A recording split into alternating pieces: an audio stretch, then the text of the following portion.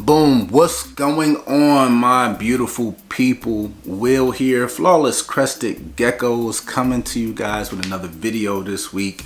And I think it's perfect timing. Weeks upon, some people are starting probably now on their pairings, but right before pairing season. We want to put this out there and give you guys something to think about, actually a lot to think about. As you guys obviously already know, we're full-time breeders. We love what we're doing. We are our best customers. We breed for ourselves primarily first, and we think that's a good rule of thumb to kind of go by. There's a lot of people out there that are aspiring to become breeders, and in theory you would think that that would produce competition, for us. And yeah, it does, but we don't look at it like that. Everyone who has been watching us for as long as we've been doing videos, and we've been around even longer than that, you guys are fully aware that we are extremely positive people. We are extremely positive with our content. We are firm believers where it's not a perfect world, No one is flawless. Everyone's going to come with flaws. You're going to have issues here and there. But we are firm believers that, you should try to contribute to the solution to any problem. Sometimes it may be just difference of opinions. Sometimes calmer heads need to prevail. So we don't really believe in getting involved in any drama, any chaos. Again, we always use that rule of thumb that you probably heard in our other videos, that you can't control other people. So what we like to do is hopefully motivate and inspire people along the lines of free thought, creativity, and doing the right thing. The right thing for them may not be the same as the right thing for us or anyone else, but at least you're striving to, do better and better every day, every year. Where's this video going? Okay. Obviously, if we're breeders, and there's other breeders out there, you're selling animals that are going to be pets, animals that are going to be future breeders. You're selling animals to collectors, keepers. You're selling animals to other breeders. We believe this market, Crested Geckos, is a very niche market, even when you compare it to the ball python industry. The ball python industry is huge comparatively in the numbers. We do see, as far as with the genes and everything else, that Crested Geckos are following right up behind ball pythons as far as the direction of genetic morphs and everything of the sort, and gene stacking. We love it. That's just us. We love being able to create the next best thing for our collection and our programs. Doesn't always mean that we're gonna coin something as a new gene. Yeah, we have a couple things going on that we're trying to figure out ourselves before we put it out there amongst the masses. But it's kind of a cool thing to have something pop up in your collection and push and drive for it. It's not always just monetary value. If it was that case, everything we produced over the past few years that was extremely expensive, we would have sold it right away instead of holding on to it, gene stacking and working it to the next level.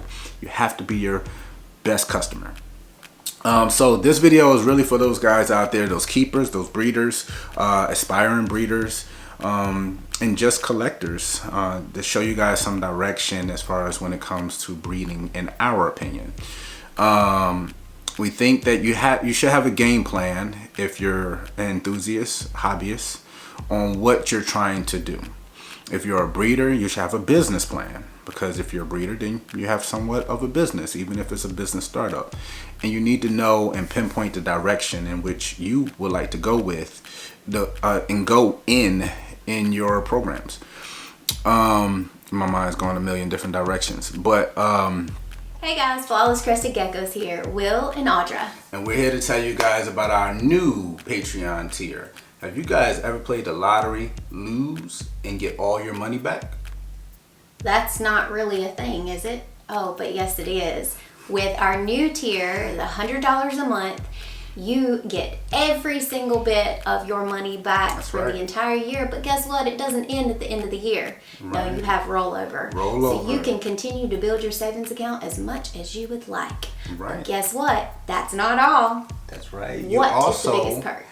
are automatically entered for our annual free Exantic giveaway. Visual Exantic. A That's free right, guys. visual Exantic. Oh my gosh. Who Yes. does that? We do. That's right. So you guys are going to want to go over to patreon.com/flawless Crested Geckos and check us out. join the Flawless family. That's right. Which sparks the conversation for pairings. Is it okay to repeat the same pairings over and over? In some cases, absolutely. There's a ton of geckos out there with big names that we're fans of. We have a ton of big name geckos ourselves. And sometimes you want to test the waters in seeing what those geckos can produce when paired to, certain geckos in your collection, breeder loans with other breeders, whatever it may be. You're trying to perfect your program in a manner where you outproduce them and create something that you're dreaming and hoping for. Those are good concepts to have in your mind when it comes to pairings and breedings. We have to get out, and this is our opinion, disclaimer, we have to get out of the mindset of just creating animals. You got to figure out what are you trying to do for the next generation for those pairings. Are you just trying to create animals, or are you trying to better your production, better your structure, better the standard for a breeder? That's what we're attempting to do. Again, we're not perfect, we're not flawless, even though we are flawless. This is a good mindset to have. These are the questions you should ask yourself. We see a lot of the negative stuff going on. This is the catch for us. There's a lot of talk in general in the industry as far as, there's too many breeders out there, there's too many aspiring breeders. I don't particularly think so. I'm gonna put it out there, guys. I mean, there's tons of people that's been doing this far longer than we have. I mean, everyone is different. But if you X out the kids that are, 6, 7, 8, 10 years old, where they got their parents, on board with their dreams and their aspirations, and now they're buying their first crested gecko, or they're teenagers, or they're young adults that's getting their first, crested geckos, they're going to have hopes and dreams as well, whether it's to produce some nice cool geckos for themselves, or whether it's to become breeders. And then they're going to watch tons of videos like this one in hopes of perfecting their craft. The thing is, your mindset as the keeper, as the collector, as the breeder, is you should ask yourself mainly two major topics. How am I improving the industry as a whole? What's my contribution to it? And for us, a good rule of thumb would be to, like I said, improve structure, improve your business standards if you're a business, improve your quality, have goals on what you're seeking with each pairing. We're holding back pretty much every single, top tier gecko that we produce, because that's the goal in the pairing. It wasn't just a pair and hatch out babies and sell them. We have a ton of babies. We never flood the market with, hey, we're gonna put 500 babies up for sale. We just don't do it. We have a system to our business plan, and it's very detailed. We kind of line that out for a Patreon. But in general, we want this video to be out to the masses. So that's a good rule of thumb to go by, number one. And number two is make sure, which is why we built the vault, and why we're able to do what we do, is make sure that when you do these pairings, even if you don't have a long-term, mid-term goal in mind, and you are trying to get the routine of what's your standard on breeding, how to care for babies, how to hatch out eggs. I get all that getting started. But guess what? Make sure you can house your babies. Make sure that you're not pressed to kind of dump them into the market. I'm just going to get rid of them. I'm going to, $1 a gecko. I just need them out. In my opinion, I don't think you had the foresight to kind of think things through before you got started. start at the drawing board. Sit down at your computer table, sit down at the dining room table, and literally write out a game plan as a hobbyist or a business plan as a business. These two things, this simple step, will help in the long run drastically, because number one, you'll improve the quality of geckos you're going to be producing, which in turn is going to improve your holdbacks, improve your future breedings, and it's also going to open up an entire lane of customer base seeking those higher quality animals.